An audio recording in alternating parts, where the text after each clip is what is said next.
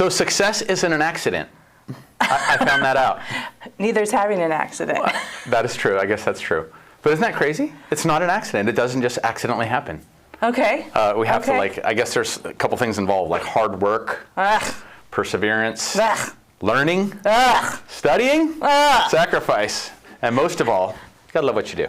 Oh, okay, I'm in on that. Okay, all right. So that's just the first thing I got out of this book. Okay. Which is Ninja Sales Secrets. Okay. And it's not the same ninja that we're talking about when we talk about ninja sales with Peter Parnig and all that stuff. Completely different. Yes, I saw your hand up. So the last book was written by a Jen. Yes. And this one's by a Charles. That is correct. And Charles's are much better than Jen's, according to just in terms of books. Charles Darwin, Charles Whitehead. Anyways, so I thought this looked like a pretty cool book. And that's how it starts out. So basically, it's in chunks. So you'll like it. It's 20 sales secrets. Okay, I love countdowns. And it's sales. Okay. So that's kind of fun, right? Yes. So I forget sometimes that we're all about selling real estate. Yes. I love countdowns too, by the way. Just wanted to throw that out. Really? Yeah.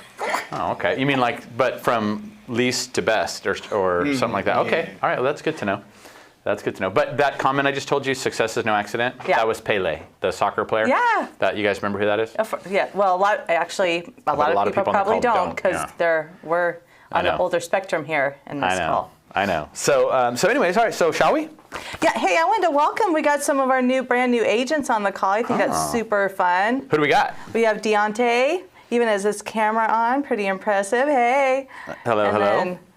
And then Reese is here. So it's just super exciting. I love when brand new people hop on. It's okay. So hey, I was going to tell you something real quick.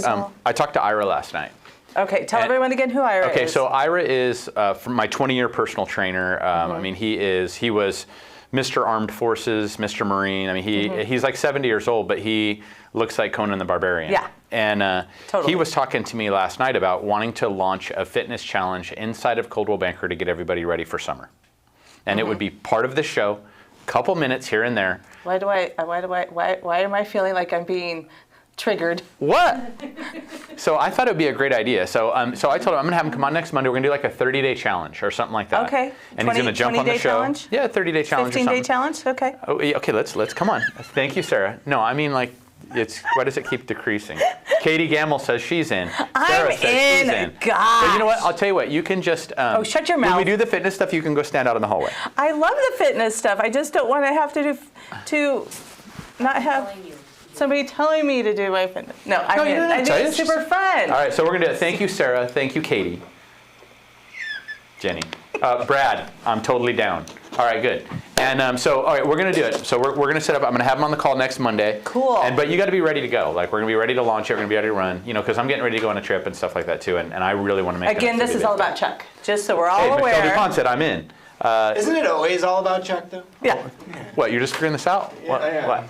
All right. So anyways. Okay. Let's talk about. So just wanted to run that by you, Jen, Adam.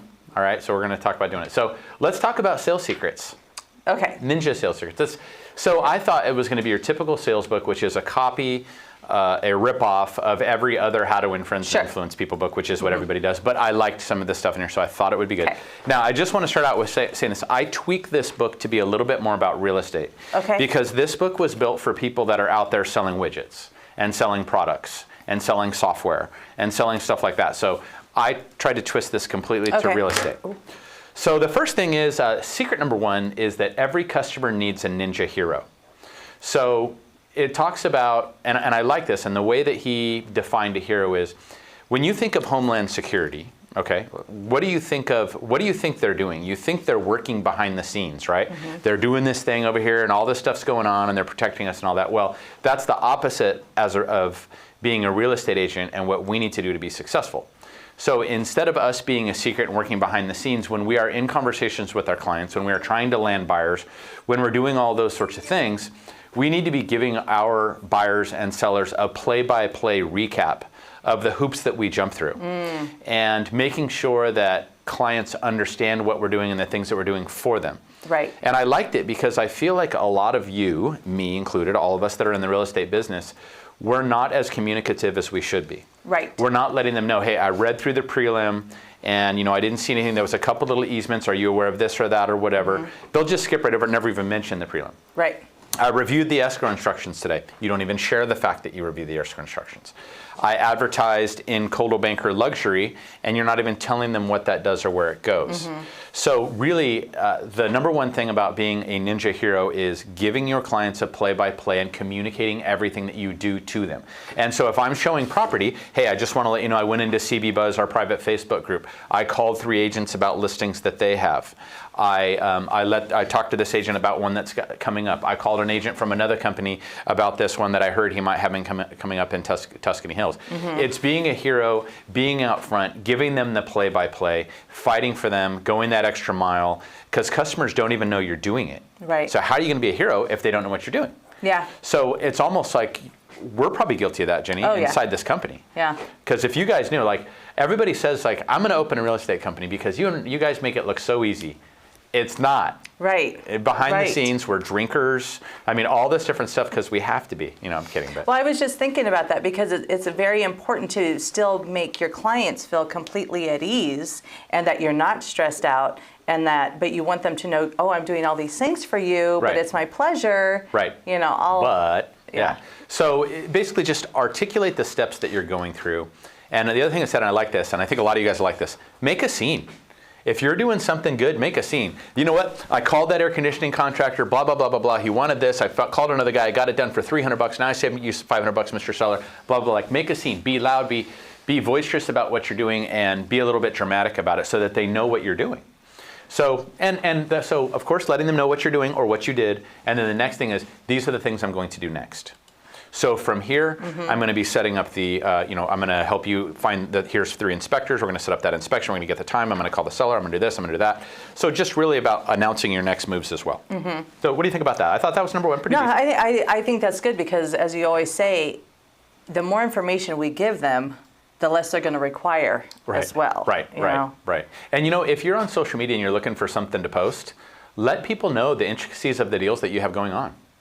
Put out there that, you know what, today I'm going to an inspection, I did this, I did that, oh my God, we had a loan problem, we had to get this tax documentation, we had to do this, we had to do that. Of course, you're not going to share your client's personal information, but just let everybody on social media even know what you do. Because like I said, we can be the best real estate company in the world, but if people don't know what we do, it doesn't matter. Right. And that goes for you as a real estate agent. You could be fabulous, you could bend over backwards for your clients. And a lot of people just say, sold another one in La Puente.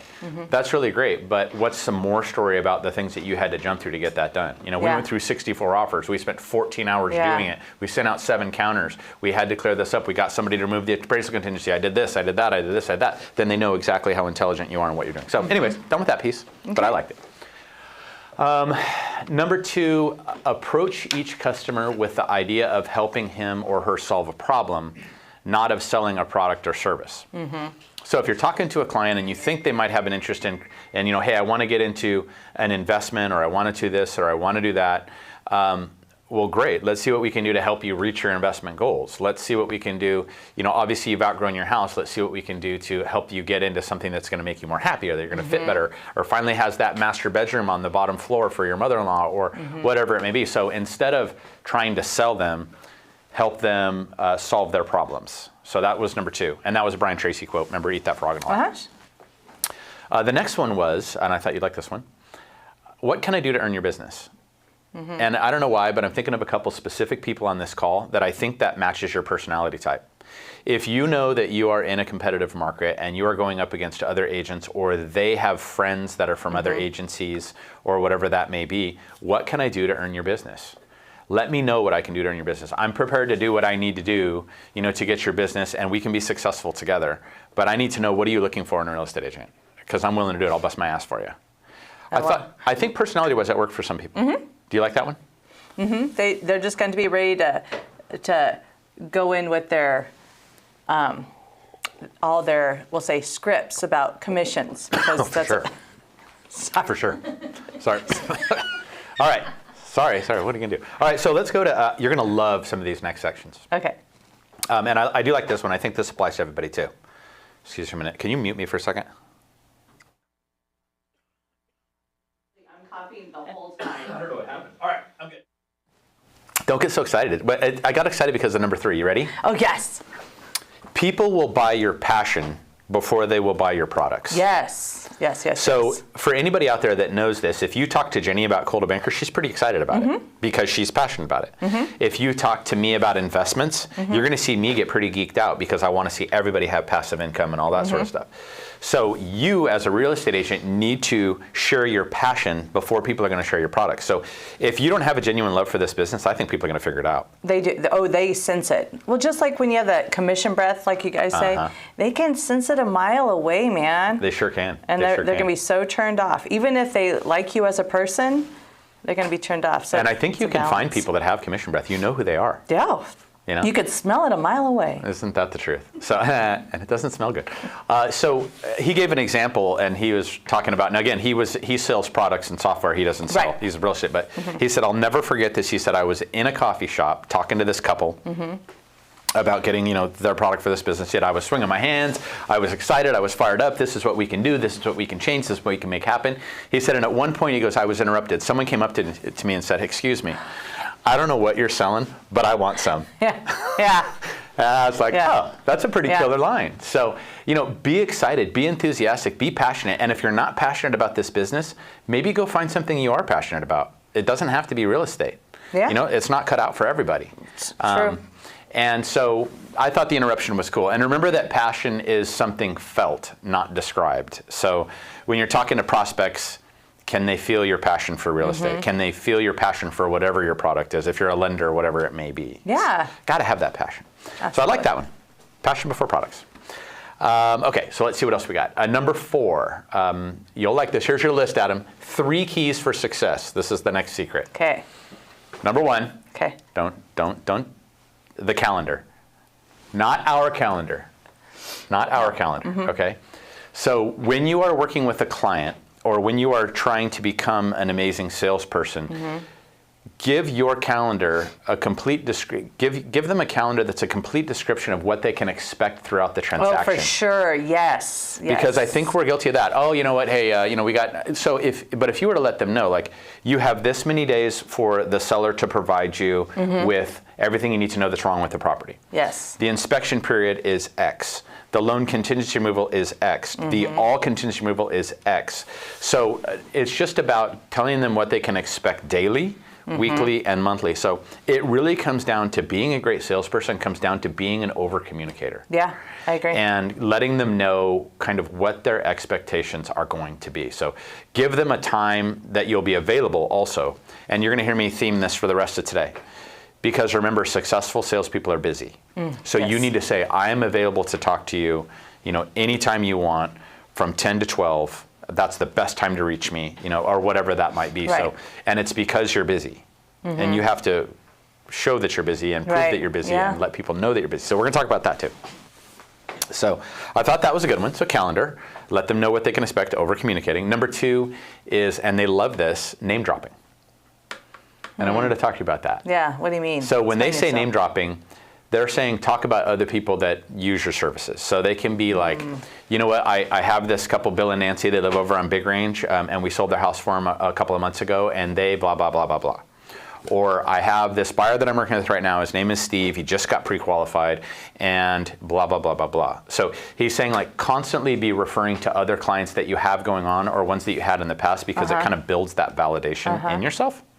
So, you could also say, you know what, hey, when Sarah Brady came over and joined us from her brokerage, or, she comes out from Orange County or whatever to be here. That's I guess I do that. That's name dropping Sarah, or hey, Michelle Conley came out from Riverside, blah, blah, blah, blah, blah. That's name dropping her and name dropping that you don't have to geographically live here to be with this organization. So just name dropping in I guess I just don't think about it as name dropping. I'm sharing how these people did it and you too can. Right. But I guess, yeah. And I want to step back and I want to see, is Tom Wysocki on the call? Okay, yeah, he is. Yeah. Hey, Tommy, I'm going to pick on you for a minute, but I want to ask you, when you're mentoring or training people, about how you're asking them to work with calendaring things out and letting them know how they're communicating that to the seller. But one thing I will tell you that was my favorite thing to do when I was in sales, my favorite thing to do, was one of the first things I learned, is I always had the big desk calendars, the big Fidelity desk calendars. And so we would write out a contract. I would always send them across the parking lot to go grab a Coke or a coffee while I filled out the contract, because I was new and wanted to make sure that I could get some help really quickly. Yeah. And then when they would come back, I'd say, okay, so let's go through this and figure things out. And then I love this, is my favorite thing. I would flip the calendar around, put it in front of them, take it 1 month back and say, okay, so what day do you want to move into your new house? And then they would be like, I'm like, if you move in on this Thursday, or if we close on this Tuesday, then you'll have Wednesday, Thursday, Friday for them to get out. Are you okay with moving in here on Saturday the 22nd? That's good. That's good. And you can see them get excited. Yeah. Yeah. So that's kind of how, that was a sales technique for me. I like it. And that was the first step in a calendar for me saying, okay, and then we're going to move backwards from here. Here will be your 17th day. Here will be the 5th day for them to get you the disclosures and blah, blah, blah. So Tommy, as a mentor in the company, how do you teach people to communicate your calendars with them and so that they understand the process in terms of buyers? Or and I'm sorry to put you on the spot, but you're a mentor. You've been doing this a long time. Oh, no Tommy? Tommy, are you there? I guess not. All right, well, there it is. Okay, so let's keep moving. How about you, Jenny? I mean, you've sold a lot of homes, top producer forever. I mean, what did you used to tell people? Were you an over-communicator? But when I started, of course, it was pagers. I had a pager, and so like you would. What's a pager? Oh yeah, it was this thing you'd wear in like your hip, and you thought you were super cool. I think what our biggest thing, we had a list. Of course, there's the life, the escrow that you can get, but we would have this. Expect this. The first 5 days. You're going to be busy. The first 17 days, we're going to even be busier. And it's never done until it's done. So we're going to celebrate every milestone, but we're not going to get super duper excited until it's funded, Does anybody out there build a calendar for their transactions? Like, does anybody build a calendar for each individual client so that they know when that 17th day is, when they know when that 5th day is, does anybody out there have a calendar for each client? I think that's great. Michelle Conley has a question. Michelle Conley, go for it.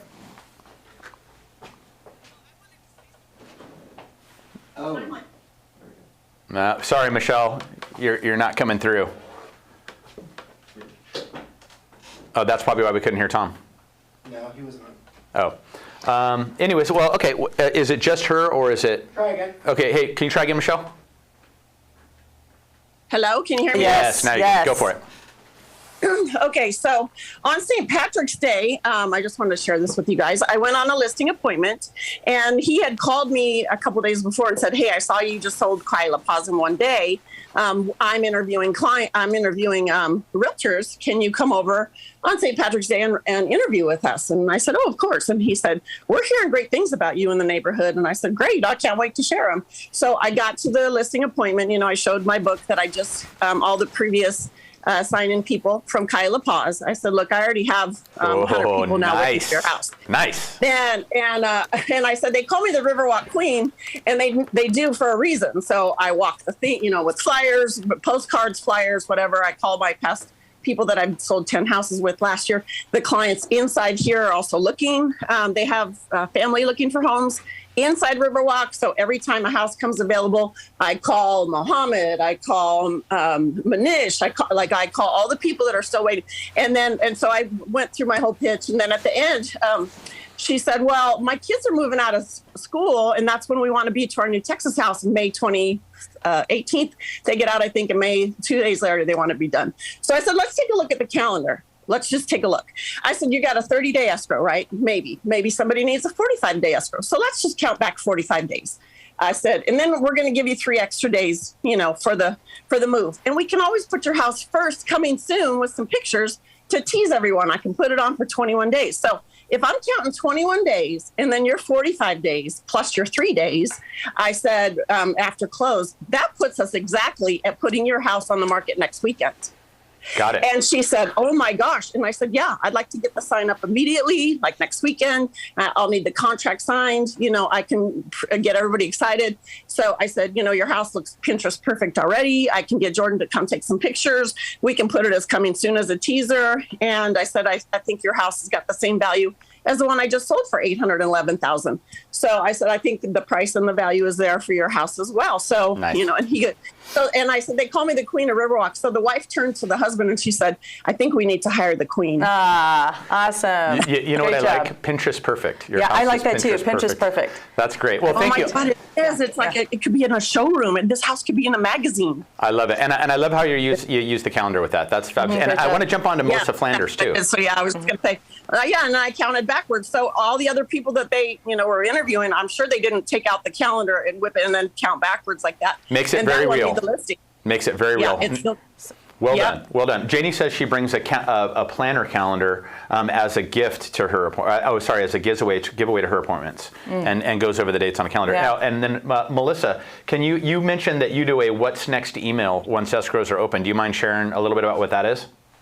Yeah, real quick. So good morning. But I do, every time we open escrow, within minutes of me opening escrow and getting that notification of the escrow number and all of the players involved as far as the escrow company, I always send a what's next email to my buyers, my sellers, whoever it may be. And it's a very templated email, but of course I just fill in the personal information, and it says everything from the important dates, but basically everything from contingency removal date to close, Nice. Expected close of escrow. And they love it. I over communicate. Sometimes I over talk, but I also over communicate as far as the process, because I think that really holds up a lot of people moving forward, is because they're scared of the process because they don't know any better. So very rarely are they asking me questions because I'm already answering the questions ahead of time. Well, and that goes back to what you were saying, Jenny, right? If you give them enough info up front, then it shortens the amount of time the questions they're going to have. I love that. And then That's amazing. And then Janie's obviously got that calendar, and then Teresa says that she does the same thing too. Brian, do you have any form of a calendar that you use when you are out there working with clients or opening escrows, or how do you track everything? I use my phone. It's on my phone. So you actually do you actually put in the 17 days and all that stuff in there? Yeah, no, I have it all on my phone, and Nice. then I'll send them an email about what the important dates are coming up. Nice. For someone so old, he really does use his technology a lot. Old? Did you call Brian old? I was trying to get him to wake up. I'm trying to get him to wake up. I did that and make him laugh. Because Okay. he does everything on his phone. Right. He really does. Yeah. Android. And he has an Android. I know. He's super high tech. Super high tech. Leave him alone. Okay, so cool. So I think there's some ideas on how to use a calendar. I think the testimonial name dropping is cool. The other thing is, and I think so, not just the calendar, and I think you'll agree with this, Brian, and everybody on this call, is be in charge of your time. Whenever and I like this. I've always said, if you call them, it's a 5-minute conversation. If they call you, it's a 20-minute conversation. That's what I've always said, because you're like, oh shit, here I go. I'll be back in 20 minutes. So if you call them first, but this is a little bit different, and it says be in charge of your time. And I thought you guys would like this.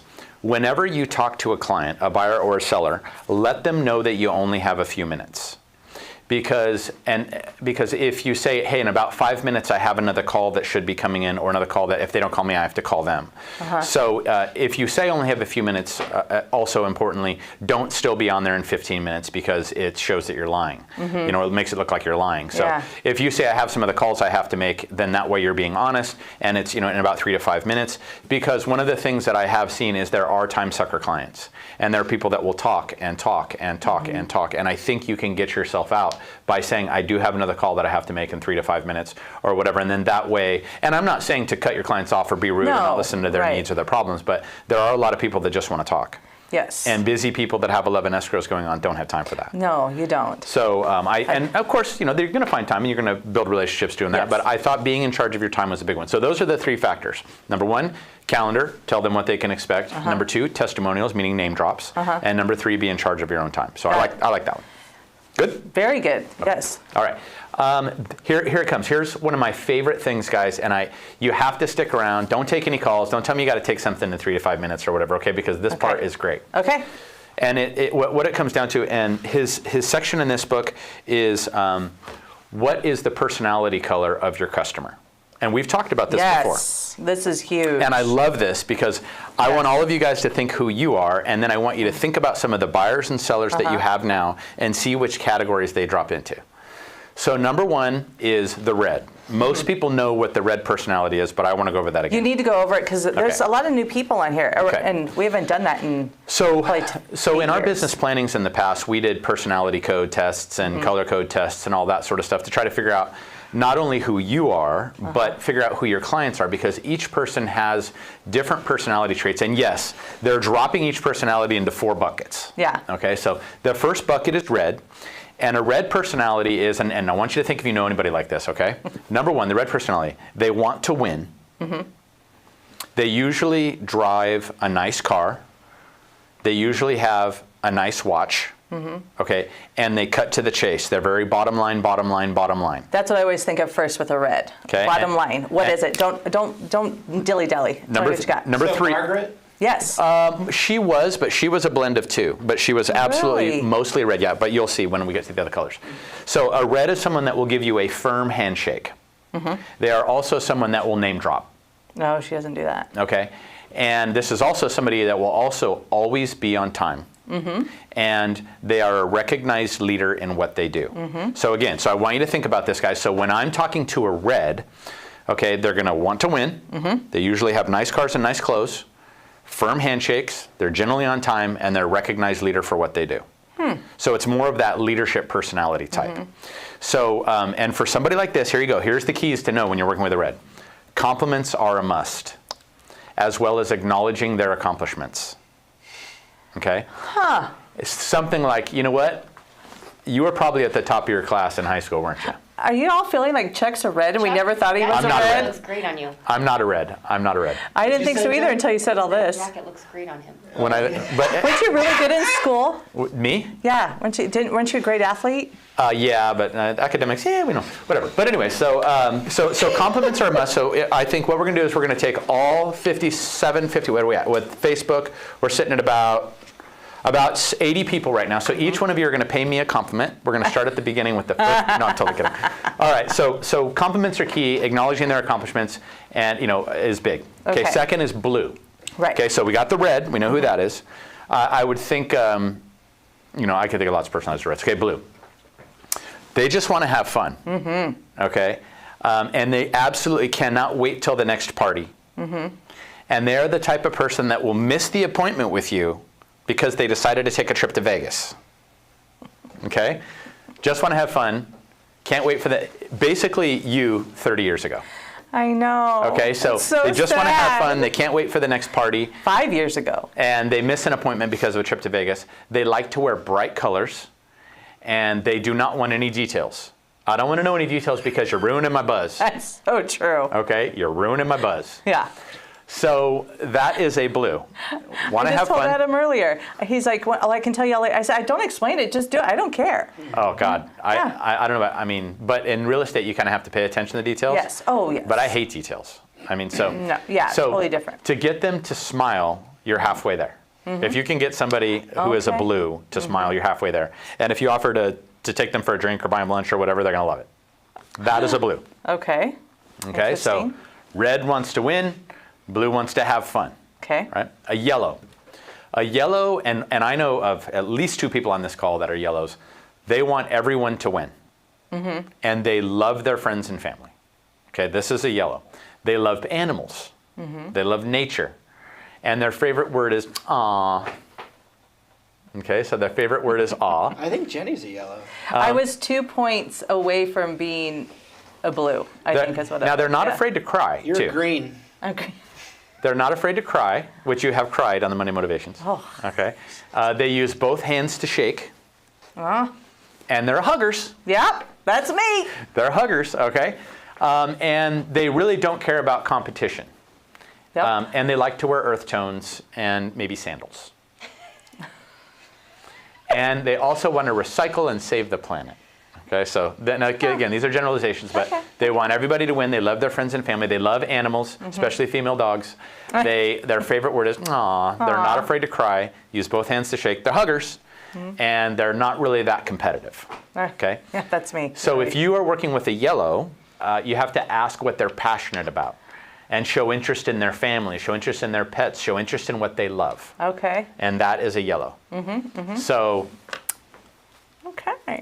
red wants to win, Blue wants to have fun. Yellow wants everyone to win. And they're huggers. Okay? So what do we have left? We have the green left. And I definitely know a green. And okay, so do you guys remember who you were talking about before? Okay, here is a green. Very, very detail oriented. Oh. And they will verify everything you say. Not that they don't trust you, but they're going to verify everything you say. They will check your spelling. They will check your punctuation. They are not afraid of lengthy documents. And they know the difference between a claim or an opinion and a fact. And they will be exactly on time. And they will know if you are late. Because cost equals efficiency. And they don't need a new watch. And generally, greens love Teslas. Are you saying my husband's a green? I don't know. You tell me. Is he detail Yeah, oriented? that sounds like I'm feeling very much so. Is he willing to read a long document? Yes, Okay. That's a Dan, too. Is he generally on time? always. Okay. He was in And the does he love military. Teslas? Well, he loves, Okay. yeah. So that's a Teresa's green. a rainbow. What's that? Teresa's a rainbow. Teresa's a rainbow. Yes, she is. We love her. Jenny's going to give you a hug. Aww. You're going to get a yellow hug from Everything you Jenny. Everything you were reading, like, oh, okay, that's me, and then you go on to the next one. Oh, wait, that's me. Like every single one. So I have no idea. That's really funny. You can be a rainbow. Yes. Okay. So maybe she is a rainbow. So here we go. Greens will be precise and never lie. Okay. When you say you're going to call them back at 4, and when you call them back at 3:30 to impress them, they will see this as an error on your part, Yes. and that maybe you're not as intelligent as what they thought. So you need to be at the exact scheduled time. Does that sound like Jeremy? Oh, and that also, yeah. And poor Deontay, man. Deontay was early on task, getting there, and he was early, and I'm not ready. Well, let's I go. think Nathan's a green, too. Really? Oh, well, there you go. I mean, Sorry, go ahead. so let's take a look at Adam. Wants to win? No. No. Wants to have fun? Can't wait for the next party? I don't feel know. He's a I'm yellow. not a rainbow. I'm just brown. You just mix all the colors together. He's not. It's not crisp and decisive. Orange, mix of red and yellow, Brian just said. Let's see. Yeah, so wants to win, but wants everyone else to win. I Yes. like that, Brian. I mean, I like that. I would agree with that. agree. So like when we did these tests back with business planning 3 or 4 years ago, It was a long time. most people were, they do it in like a graph, so it kind of looks like this, where one's way up, one's way down, one's way up, one's one down. So you usually have your first and second. So for example, I was not a red. Margaret was not a red. Margaret was a blue. Which this is the color code was a little bit different on the coloring on this one. Okay. But I do think that if you can identify what type of client you Yes. have, that will give you another ninja sales secret skill. How to communicate with them. And also, I don't think, introspectively, I don't think you need to look at yourself too much, other than the fact that, if you just want to have fun and you're dealing with a green, my son Trevor, he's a freaking green. Let me just say it again. I mean, it's just the way that it is. You know what I mean? Very detail oriented. Will verify everything you say. Not afraid of lengthy documents. Will be exactly on time. I mean, it's just what it is. Yeah. And that's very hard when you just want to have fun and can't wait till the next party, or whatever. I think it is more important to know who you're dealing with. Yes. And then or you at can- least what you think they are. And then you can figure them out. So again, and how to communicate with them. Norma was asking where she can go and take this test, or it's called the color code, and we don't have any Google it. copies of it. probably find one. But, Yeah, yeah, we can find it but you can put go it on. online and take the color code. That's one, Norma. The other one is the one that people use, like people that are on real estate teams or a lot of the big organizations. They have you take the DISC test. Yes. And the DISC test is way more. It's on the Anthony Robbins site, but it really And goes it's free. into You can depth. do them all. They're on Google. You I can think Google I was them. given that test in an interview once, and man, did I fail. Anthony just did Yeah, that. Anthony said it's on Tony Robbins. Oh, / thank you, DISC. Anthony. But I will tell you that the DISC test is not the color code. It's very different. And because I remember when I first was graduating from college, I went and did an interview at John Hancock. It was my first real killer job interview. And they said, you scored off the charts on this entire thing, everything here, except for this one question. And I said, well, what's this one question? And they said, do you like to work alone? And everything that you answered says no. You do not like to be alone. That's true. And I said, okay. And they said, basically, we're not going to hire you because this is such an independent job and you're going to be spending so much time on your own. I had the similar thing, actually. Really? Yeah, the guy said, it says here that Adam will be very passionate, but will easily get bored if you don't keep him engaged. He's like, we can't hire you. Right. I'm like, damn. Sounds like two of you. Yeah, Sounds like yeah. both of them, doesn't it? But it was funny. That was isolated when I was 23 from one of these tests. And you know what? It's been my issue my whole life. I like having a team. And Yes. that's why, you know, but as a real estate agent, I never felt alone because I had my TC. I had Lure Escrow. I had I Kim. went into the office. Yeah, I had my mortgage people. Yeah. I had my reps. I had people at the office that I could sit by. So for me, I excelled in this team type environment. Yes. That's why COVID can be really hard for some people. Yes. So anyways, but whatever. Okay. So I thought you'd like that part though. I do. Okay. So let's talk about customers. And everybody's heard this quote, but I don't feel like they really take it into heart. Your customer doesn't care how much you know until they know how much you care, right? Your customer doesn't care how much you know until they know how much you care. So you really, and that comes down to the commission breath thing too. They need to know that their needs and who they are is more important than the paycheck, and that you're going to put them first. And I think that's relationships and a lot of things too, right? So that ties into secret number 7, which is becoming the ideal real estate agent. What are you laughing about over there? No, I completely agree. I don't want to throw you off track, but Well, it's too late now. well, no, I Proceed mean, on. and that's why sometimes I wholeheartedly agree with this philosophy. And when I don't want to do something, I pretend like I care. So, no, I'm just joking. He's not joking. All right. Well, he did take us off track. I know. I'm sorry. All right. So becoming the ideal real estate agent. Number 1, let's talk about traits of a bad real estate agent. Ooh. I think you can all agree to this. And man, I mean, I am so fired up about these because I'm going to lose my shit just talking about these because these 4 things drive me insane. Okay, I bet I know. Number 1, does not respond in a timely manner. Yes. If you are not getting back to people like right away, There's no reason. get out of the business. Yep. Because you are torturing your client, you are torturing yourself, you're torturing us as management, you're just a nightmare. Okay, so respond to people in a timely manner. And I think, Please. I kind of know as like when I'm just kind of in the interviewing process with them, if they don't respond to me like pretty quickly, I'm like, oh, they're going to have to totally change if they're ever going to make it in this business. Isn't that the truth? And one of the other things that I think is really important, and I think this ties into this, excuse my French, but I'm not going to say it that way. Okay, good. Answer your freaking phone. Yeah. Yes. Yes. Okay, I have been so many times I've been out with agents, and they'll get a phone call and they look up at their phone and say, "I don't recognize the number," and don't answer it. Dumb. I want to lose it. Yeah. You know what I mean? And I don't care if it says potential spam or whatever, because Right. you'd be surprised how many times I've answered the phone that it was potential spam, that it wasn't. Yeah. And if it is spam, then try and sell them a home. Just So, You want me to update my warranty? Well, how about you buy a house? right, Sarah. So that's number 1, does not respond in a timely manner. Here's number 2, and this is another one that drives me insane. And all you top producers out there, you've dealt with agents on the other side and you get this. I know Melissa's listening. Number 2, they do not do what they promised. Do you know how many times and maybe it's because, guys, as management, we only get the calls when people are unhappy. Right. So Margaret and myself and Tom and Teresa and Courtney and all of us, we're getting the call when people are at the end of their rope. Yeah. And because their agent never gets back to them, it's generally the problem every time, said they were going to do this, that, and the other, and never did it. So traits of a bad real estate agent, number 1, don't respond to people in a timely manner. Number 2, don't do what they promised. Number 3, and these people are gone out of this company, but they don't tell the truth. They're deceptive.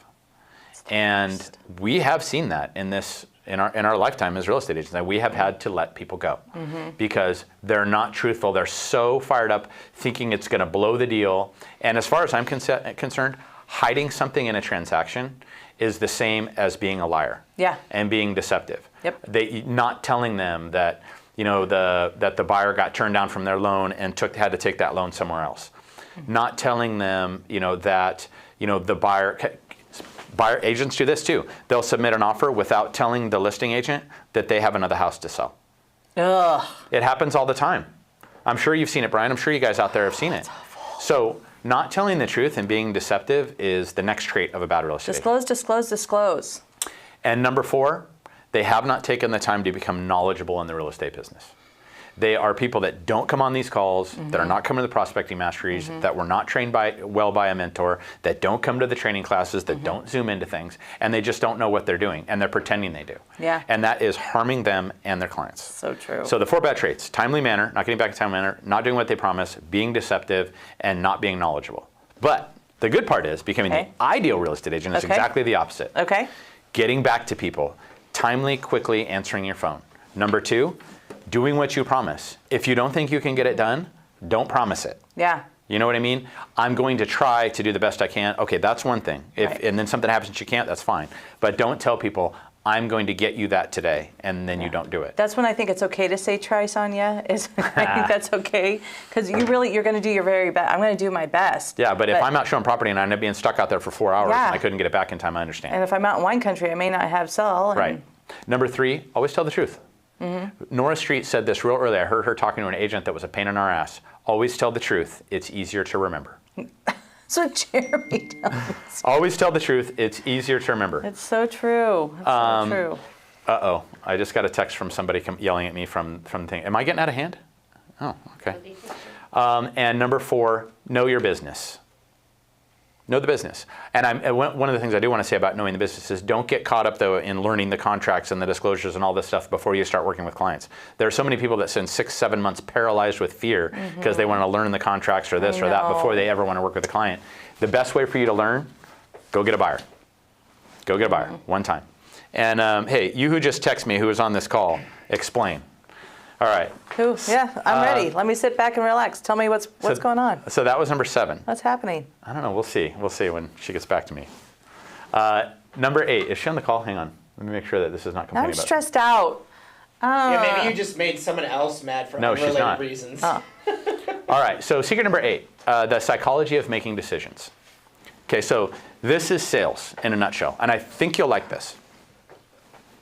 All decisions, whatever is put in front of you in your life, it starts with the heart, right?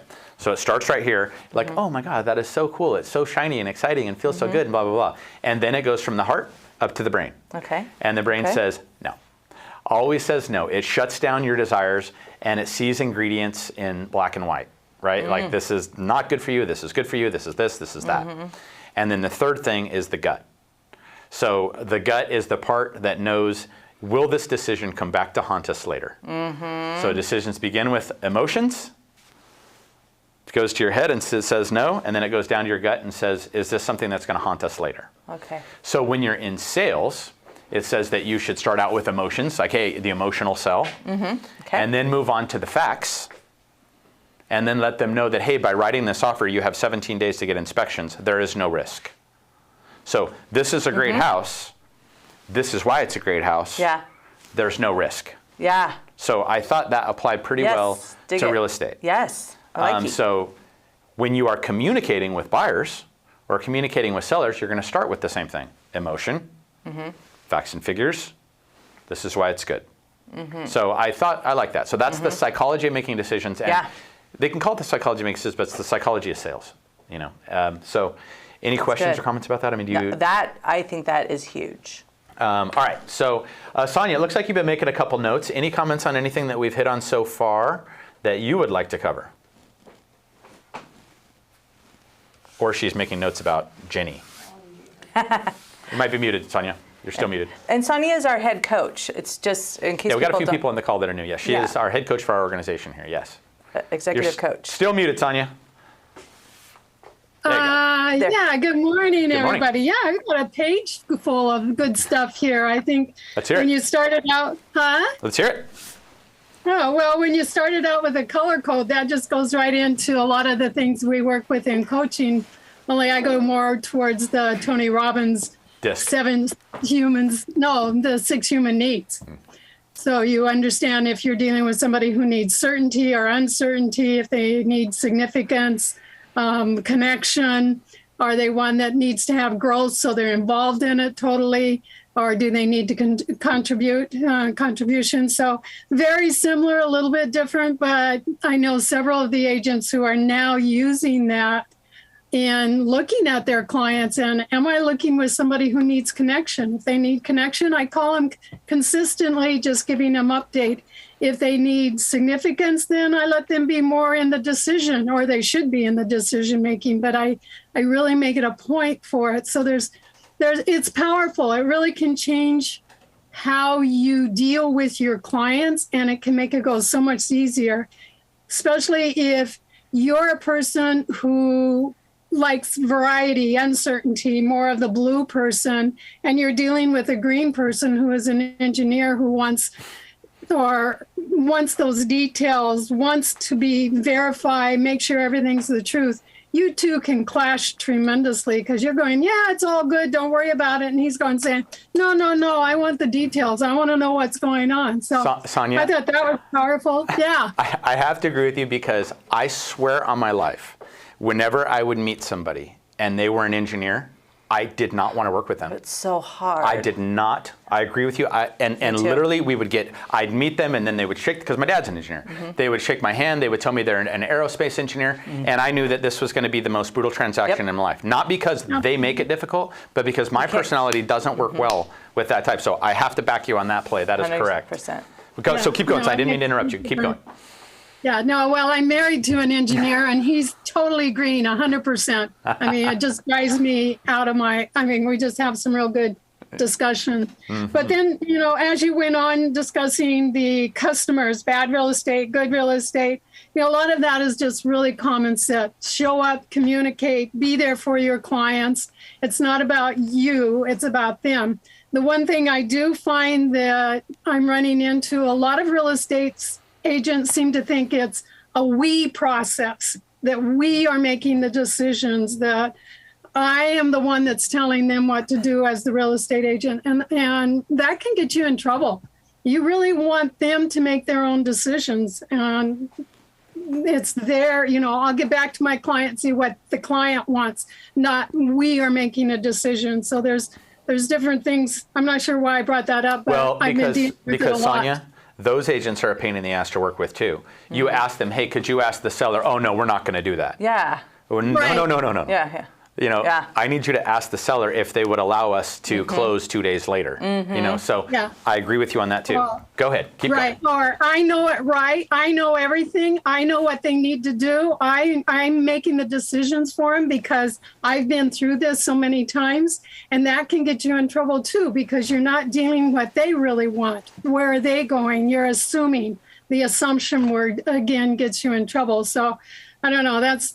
I just been talking to a lot of agents about that lately. So, and I think it's helping understanding that your clients make the decision. You're the person that just tells them what's going on. Agreed. And you give them the information.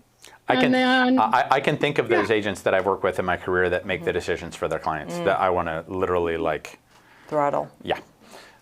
We've got a couple in our top 10 that I'm working with, and they're going, wow, why didn't I know this earlier? It would have made my life so much easier. Yep. So, it's very common. Part of the reason a lot of agents used to like to present their offers in person is because they're not filtered through some agent that's going to, and I've seen lots of people go present their offers in person that got the deal, even if it wasn't necessarily less or more than the other deal. So, sorry, go ahead, Sonia, keep going. And just down to the decision making, I think that's so true. When people walk in, they fall in love with the house, and it's the heart, and then the brain goes to the finances and all the what ifs and that sort of thing, and kind of puts a block in the way. But if you can explain to them how the process works, which you talked about earlier, and have them understand that you do have a period of time. You're working with the gut and giving them no risk time to adjust it. You're releasing the risk. So I just thought it was great. I took a lot of notes here this morning. Awesome. So okay, so let's keep going. I do have. Looks like we got a little bit of time left. So secret number 9. Now there's 20 of them. We're at number 9. Sorry, but I'm going to try to get through them all in the next 10 minutes. Third-party validation. We tend to believe the comments of other customers more than the words of us as a sales agent.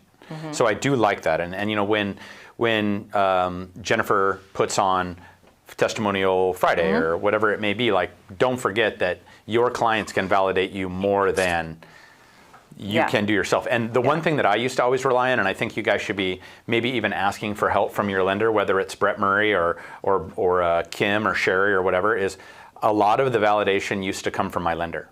My lender would talk to the clients. When I would turn them over to the lender, they would say, boy, by the way, you are really lucky to be working with Chuck. Yeah. So another great way to build your validation is to have your lender do it for you. You know what? We've probably closed 30 deals with Chuck, and boy, his deals always go strong. So you're lucky to be working with him. Or whether it's Elizabeth or Brian or whatever. So make sure that you're leaning on your rep a little bit. So one of the highest compliments, obviously, it can be, and this is another little piece, can be from somebody that's well known. So I did like the idea, and they were suggesting celebrities or things like that. But maybe somebody that you've worked with that's the president of a restaurant or a restaurant chain, or somebody that owns Anthony's in Marietta, or somebody that owns, you sold somebody here in the Canyon Lake Center that owns a dry cleaners or whatever, just something that makes that client be someone that's a little bit more public, can be more helpful than somebody that no one knows. Right. So just a thought. Could you imagine how excited I'd be if I had a C celebrity? Oh my God, a C celebrity.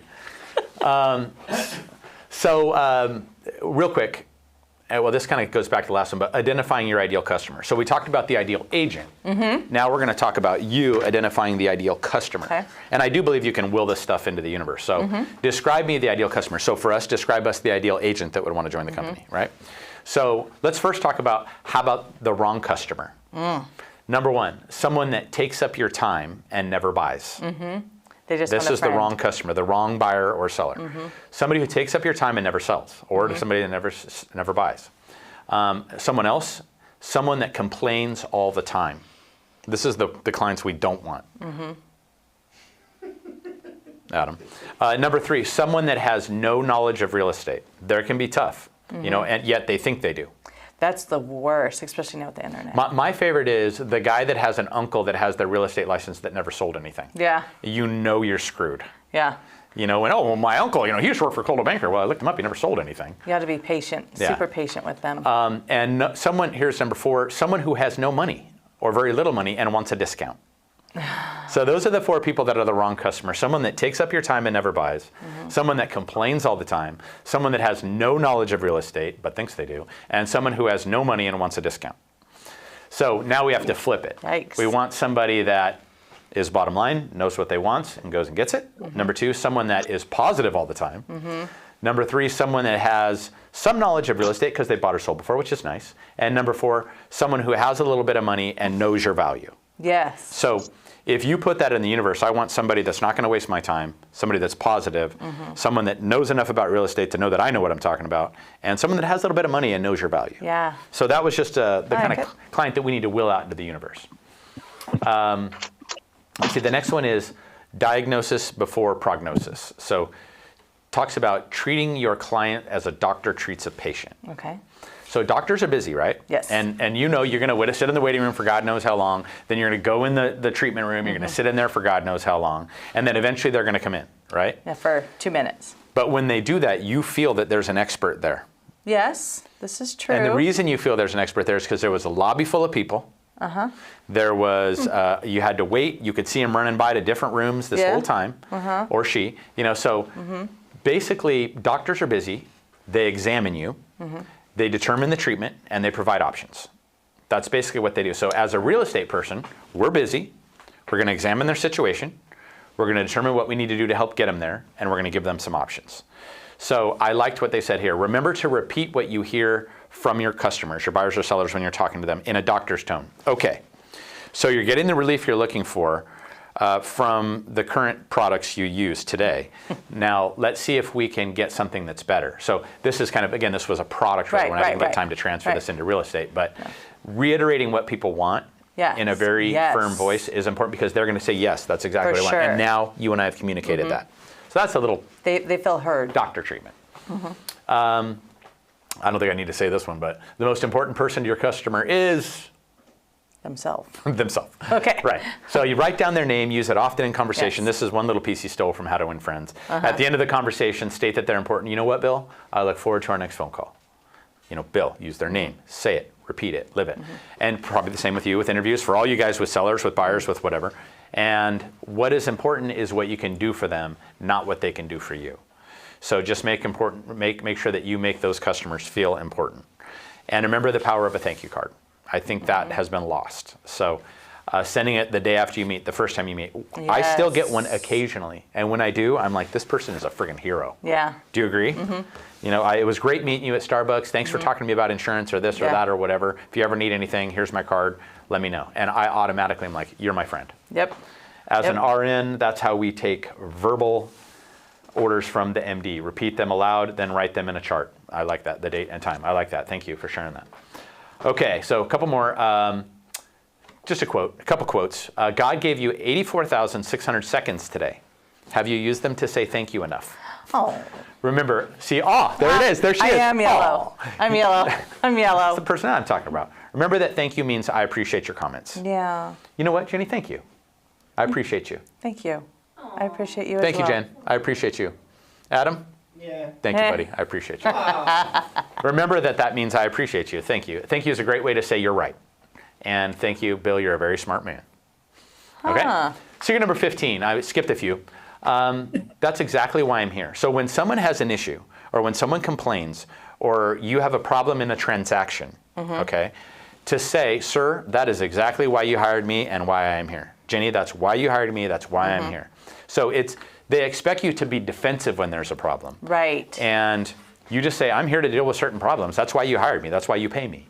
And it makes them want to respect you, actually, because they know that you can handle the issues that they are encountering. And then it reminds them why you're being paid. Right, exactly. So, but you have to remind them, that's exactly why I'm here. So if someone were to say, like, Chuck, I have no business. Well, let's go over a business plan.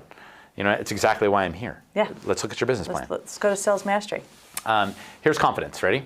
Confidence is not, they will like me. It's, I'll be fine if they don't. What? Confidence is, they'll like me.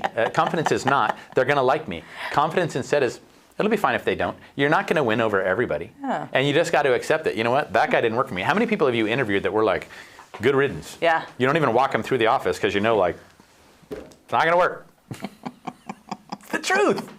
Jenny knows. Jenny's the gatekeeper. So I thought that was a good one. Confidence is not, they will like me. It is, I'll be fine if they don't. That's true. Okay. Okay? Okay. So that's the next thing. Then most people think selling is the same as talking. And I've seen this a lot. I know you have too. But the most effective salespeople know that listening is the most important part of their job. Learning to shut up. Listening. Shut up and listen. Yep. There's a butt for every seat, right? I mean, and I'm afraid to tell this story because I've told it before. We only got 3 minutes. I'll tell it later. I think you should save your. I hate when we're rushed. I'm at number 19 of 20 though. Oh, okay. Go. All right, number 19. Just remember, we talked about this before. Salespeople are always busy. So when you're busy, people believe you actually have customers that are willing to wait for you rather than to go to someone else that isn't busy. So that's number one. Number two, being busy gives you the right to be short and to the point. No need for long stories, just simple, concise interactions with your clients. And number three, you can make statements like, that's a great choice. You know what? I get a lot of buyers asking me that same question. I get a lot of sellers asking me that same question. You know, so really it's showing that you're busy. It's showing that you have a lot of clients. And I like that one. Ninja salespeople are always busy. Asking customers if they would mind, this is a suggestion. Asking customers if they would go on a brief hold conveys the appearance of being busy. And you know what this guy says? Just mute the phone rather than hold them. Oh, that's silly. And it can shed valuable light on the progress of your phone situation. So sometimes it's just saying like, hey, if I'm feeling like I'm losing this, hey, would you mind holding on a second? Step back. Okay. Think about where you're at, think about what they're asking, then go back in. Okay. So not only does it allow you to appear busy, but it gives you the time to formulate your thoughts to make sure the next thing you say is going to be strong. Okay, I respect that. All right. Teresa really wanted to know what the book was, so don't forget to tell again Ninja what it Secrets. is. Okay. By Charles Vest. I met him at Secret Knock. He was the host of Secret Knock. Oh. Yes. Okay. So let's talk about putting it all together. Okay. All right, last thing. Number one, be a hero, right? Number two, what can I do to earn your business? I think that's a great line. Number three, what personality color is your customer? And what personality color are you? And how can you work with those other clients? Number three, third-party validation, reviews. Number four, and talking about, you know what, when I sold Bill's house, when I sold the dry cleaner over here in Can Lake, I don't know if you know him, Skip. You know, the most important person to your customer is themselves. Don't forget the power of thank you, because it really is great. And always appear to be busy. If you have nothing going on, they're going to figure it out. So basically, winning and sales is no longer a secret. It's a skill. And that's what this is. Remember when I started out at the beginning? Yeah. And I said, success is not by accident. Right. It's a skill. So the last line in here is good luck and have fun with it. So Yeah. good luck and have fun with real estate. So it is exactly 10 o'clock.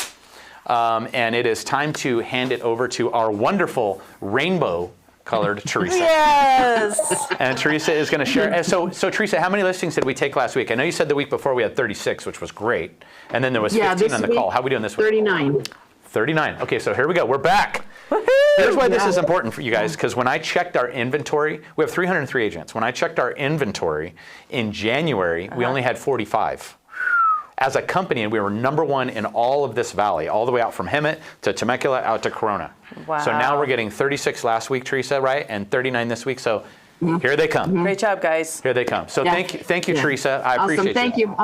You're on. Thank you. Great book, Chuck. Thank you. Yes, Yeah. great book. Actually, there's 37 because I didn't give you my listing yet. It's good, but it's going to be coming soon. I'll talk about it. If you could put me on the list, Teresa, that'd be great. Oh, you got it, Michelle. You got it. Thank you. Okay.